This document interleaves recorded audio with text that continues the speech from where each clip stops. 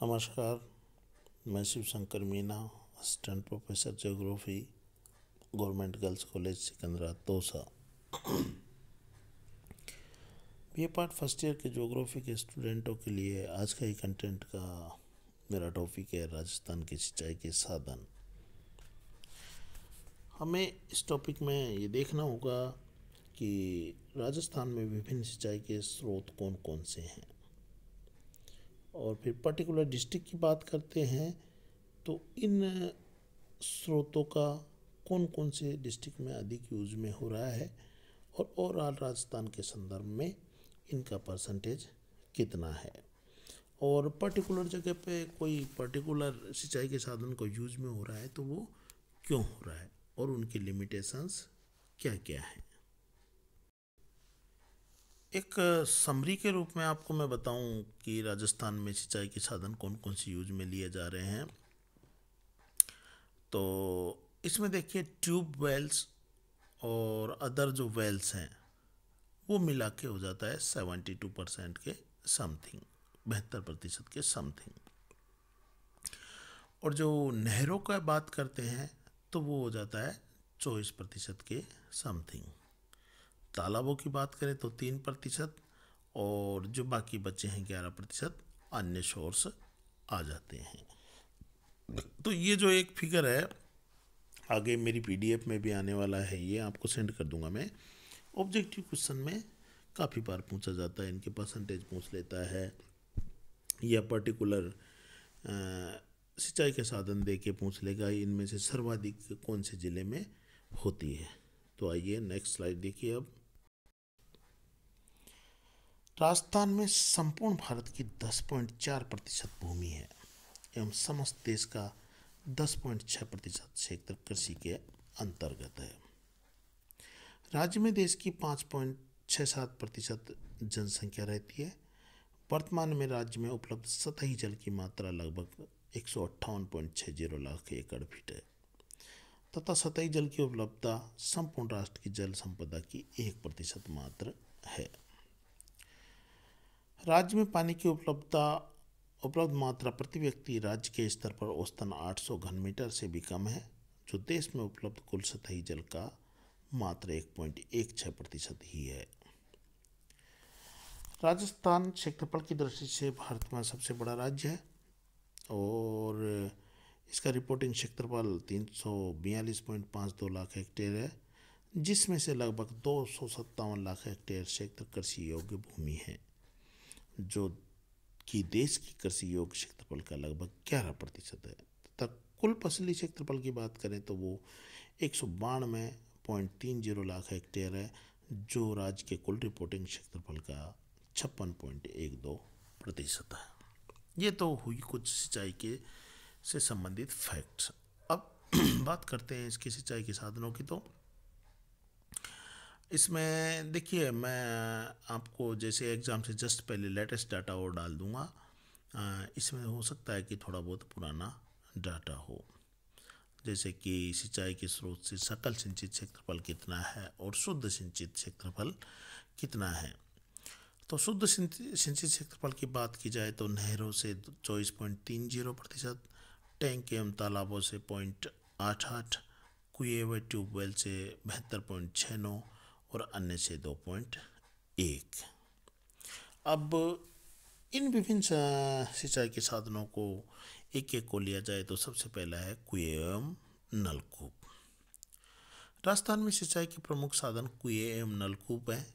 इनके द्वारा सकल सिंचित क्षेत्र में 67.12% भाग पर सिंचाई हो रही है, अर्थात सर्वाधिक मात्रा में कुएं एवं नलकूप से ही सिंचाई हो रही है। कुएं एवं नलकूपों में भी कुएं सिंचाई के प्रमुख साधन है, जिनका कुल सिंचित क्षेत्र में लगभग 42% योगदान है, जो कि मैंने जैसे ये वीडियो स्टार्ट किया था तो एक स्टार्टिंग में सेकंड इमेज दिखाया था, उसमें भी आपको बताया था।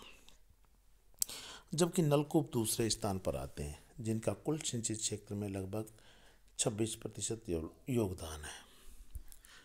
राज्य में झुंझुनू, सीकर, जयपुर, अजमेर, दौसा, सिरोही, जालौर, बाड़मेर, पाली आदि जिलों में कुएं ही सिंचाई के प्रमुख साधन हैं। नलकूपों द्वारा सर्वाधिक सिंचाई जोधपुर, भरतपुर, धौलपुर, नागौर, बारा आदि जिलों में की जाती है। जयपुर सिंचाई रीजन में कुओं द्वारा सर्वाधिक सिंचाई होती है, जहां कुल सिंचाई का 50% क्षेत्र कुओं द्वारा सिंचित होता है। नलकूपों द्वारा सर्वाधिक सिंचाई वाला रीजन भरतपुर रीजन है, जहां कुल सिंचाई का 57.15% नलकूपों द्वारा सिंचित होता है, जबकि उदयपुर रीजन में मात्र 4.6% सिंचाई नलकूपों से ही होती है, जो सबसे कम है।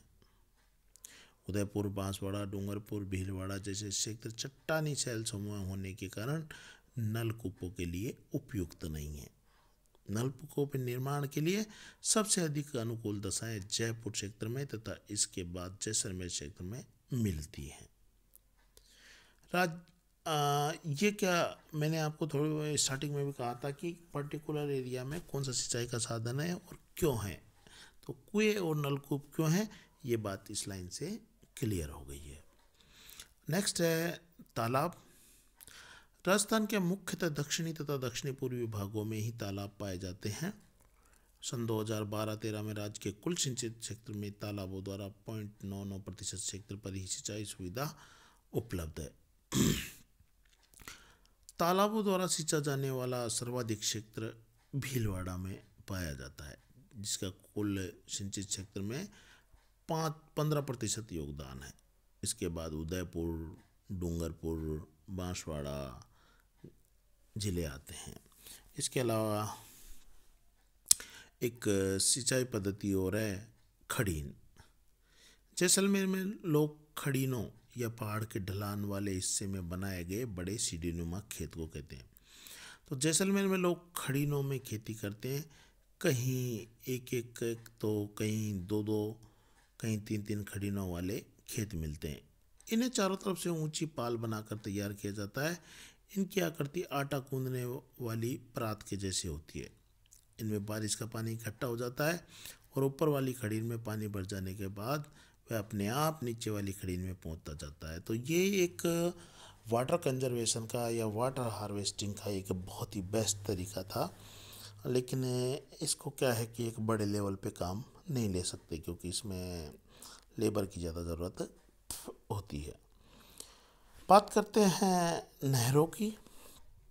तो राजस्थान में कुएं एवं नलकूपों के बाद सिंचाई का सर्वाधिक महत्वपूर्ण साधन नहरें हैं, जहां सन 1950-51 में कुल सिंचित क्षेत्र में नहरों का द्वारा 4 लाख हेक्टेयर में सिंचाई की जाती थी, जो सन 2012-13 में बढ़कर 30.51 लाख हेक्टेयर हो गई है और इससे निरंतर बढ़ाने का प्रयास किया जा रहा है। जैसे कि आपको विदित भी होगा, अब राजस्थान के पश्चिमी भागों में इंदिरा गांधी नहर का आने से काफ़ी कृषि उत्पादन हुआ है और इससे नहरों द्वारा सिंचाई क्षेत्र, जो सिंचित क्षेत्रफल का प्रतिशत है, वो भी बढ़ रहा है। राज्य में नहरों द्वारा सर्वाधिक सिंचित जिले गंगानगर व हनुमानगढ़ है, जहां कुल सिंचाई में नहरों का योगदान क्रमशः 99.37% व 92.81% है। इसके अलावा बीकानेर, बूंदी, कोटा, बांसवाड़ा आदि जिलों में नहरें सिंचाई का मुख्य साधन है।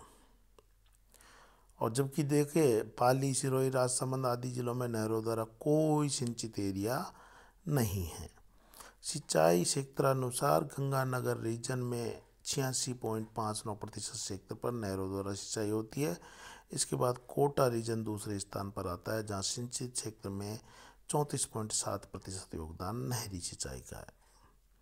दूसरी ओर जयपुर रीजन में सिंचाई में नहरी सिंचाई का बहुत कम, लगभग 6.35% योगदान है। बीकानेर में कुल सिंचित क्षेत्र में सर्वाधिक महत्वपूर्ण योगदान इंदिरा गांधी नहर का है, जो संपूर्ण नहर सिंचाई का कुल 59.45% सिंचाई करती है, जबकि गंगानगर में इसका योगदान 35% है एवं हनुमानगढ़ में 24.87% है। गंगानगर में 50% योगदान है, जिसका कुल सिंचाई में 67% योगदान है। इसके अलावा चंबल नहर से सर्वाधिक सिंचाई बूंदी में होती है, और इसके पश्चात कोटा व 12 में सिंचाई होती है। तो एक अच्छा फैक्ट है ये कंपटीशन एग्ज़ाम के लिए भी, अपने बीए पार्ट फर्स्ट ईयर के लिए भी, क्योंकि ऑब्जेक्टिव क्वेश्चन भी आते हैं और शॉर्ट आंसर भी आते हैं। तो उन सब के आंसर हमें इसको अच्छी तरह पढ़ने के बाद दे सकते हैं, और ये पीडीएफ भी मैं आपको शेयर कर दूंगा। Thank you.